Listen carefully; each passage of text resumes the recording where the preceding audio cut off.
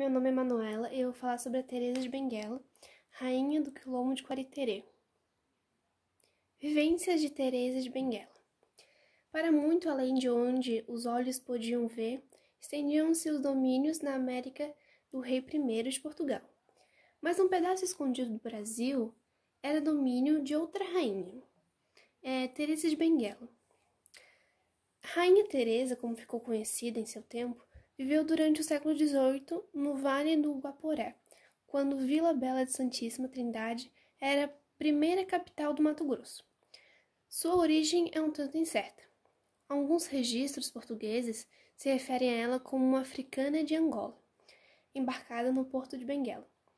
Contudo, os historiadores não são unânimes, e outros afirmam que ela nasceu no Brasil mesmo. Não há também sequer uma data aproximada de seu nascimento. Teresa foi casada com José Piolho, que chefiava o quilombo do Piolho, até ser assassinado por volta de 1750 pelos soldados do Estado, e logo após, a rainha viúva assume seu lugar, resistindo bravamente à escravidão por mais de 20 anos. O quilombo do Piolho também era conhecido como quilombo do Quariterê, tornando-se na década de 1740 o maior do Mato Grosso. Na gestão Piolho, o quilombo tinha uma dinâmica parecida com a de outros núcleos de resistência de negros, fugidos da escravidão. Agricultura de subsistência com pequenas trocas, com comunidades vizinhas e um sistema de defesa simples, que apenas respondia a ataques pontuais, mais baseado na força física da capoeira do que em estratégias e armas. Mas de pouco adiantava disciplina militar sem armas. Para lutar em melhores condições com os portugueses, os quilombolas aprendiam emboscadas para o roubo de armas de viajantes e trocavam produtos fabricados na comunidade por mosquetes, espadas e pistolas com população branca na região. Nas roças, os produtos eram variados e também dos voltados para a alimentação, complementada pela caça e pesca. Eram cultivados fumo e algodão. Havia ainda 2 tendas de ferreiro. Em vista disso, obtinham ferro, além de sal e outros artigos, através de relações mantidas com a sociedade branca. Anal de Vila Bela de 1770. A principal fonte documental sobre como era a vida no Quariterê é o Anal de Vila Bela de 1770. De acordo com o documento, a rainha Teresa tinha sido escrava do capitão Timóteo Pereira Gomes e reinava soberana no quilombo com firmeza e rigor. Lá foi registrado: a rainha Teresa governava esse quilombo a modo de parlamento, tendo para o conselho uma casa destinada, para a qual, em dias assinalados de todas as semanas, entregavam os deputados, sendo de maior autoridade tido por conselheiro José Piolho, escravo da herança do defunto Antônio Pacheco. Isso faziam, tanto que eram chamados pela rainha, que era a que presidia e que naquele degrau, Senado, se assentava, e se executavam à risca, sem apelação nem agravo. Quilombo do Quariterê. O quilombo do Quariterê abrigava mais de 100 pessoas, com destacada presença de negros e indígenas. Teresa navegava com barcos imponentes pelos rios do Pantanal. Era um território de difícil acesso. Foi um ambiente perfeito para Teresa coordenar um forte aparato de defesa. O assentamento rebelde cresceu militar e economicamente, incomodando o governo escravista, que por 2 décadas investiu contra ele, mas sem sucesso. Por lá viviam negros que escaparam do trabalho forçado nas minas de ouro e pedras preciosas recém-descobertas na área. Em sua primeira década, enquanto o governo não conhecia sua localização, O esquema tradicional foi suficiente para a comunidade resistir. O aumento da exploração mineral na região eleva o fluxo de negros escravizados na área, algo que chama a atenção da coroa.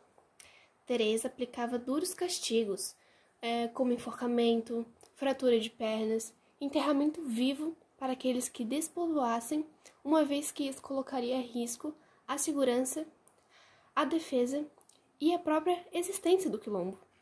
A própria Teresa comandava algumas missões comerciais, onde também vendia o excedente da produção quilombola por ouro ou pedras preciosas, eventualmente revertido em mais armas.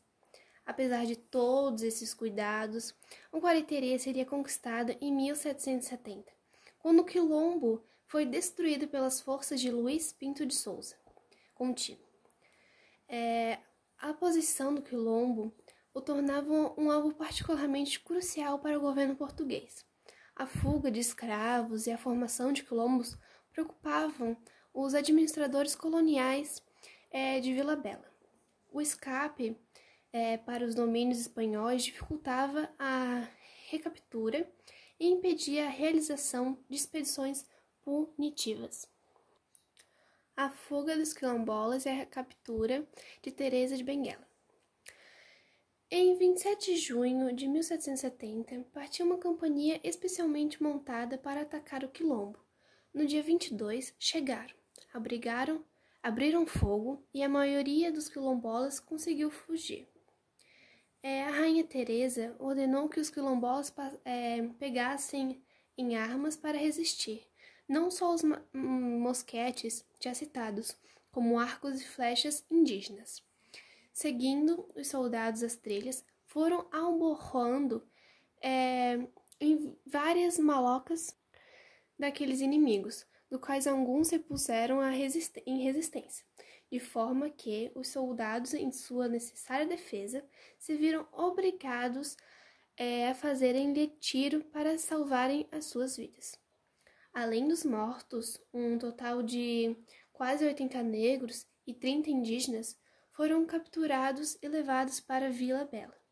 Lá, após sofrer humilhação pública, foram marcados a ferro com a letra F maiúscula de fujão e devolvidos para os seus proprietários, como determinava a lei de então. Entre os capturados estava a rainha Teresa. Fim do Guariterê. Ante a destruição do quilombo que ele liderava, a rainha capturada enlouqueceu.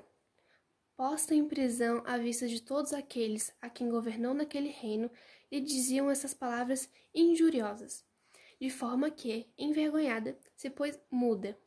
Em poucos dias expirou de pasmo.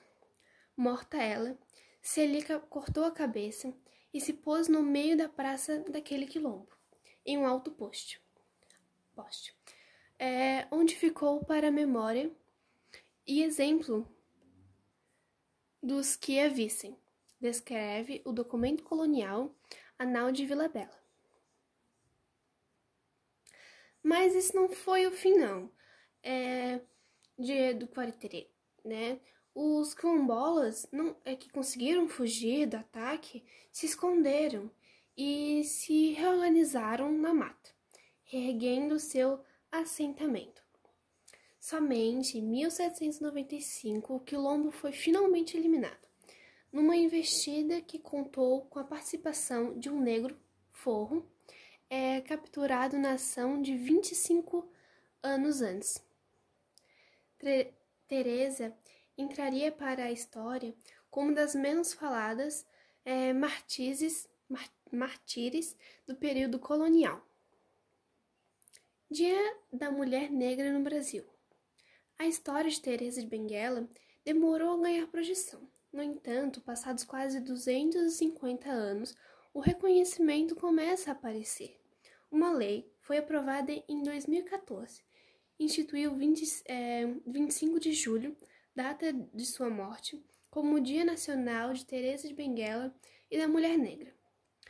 Uma curiosidade sobre Teresa de Benguela é que, além da data comemorativa, a Rainha Teresa foi homenageada nos versos da escola de samba Unidos do Viradouro, com o enredo da agremiação de 1994.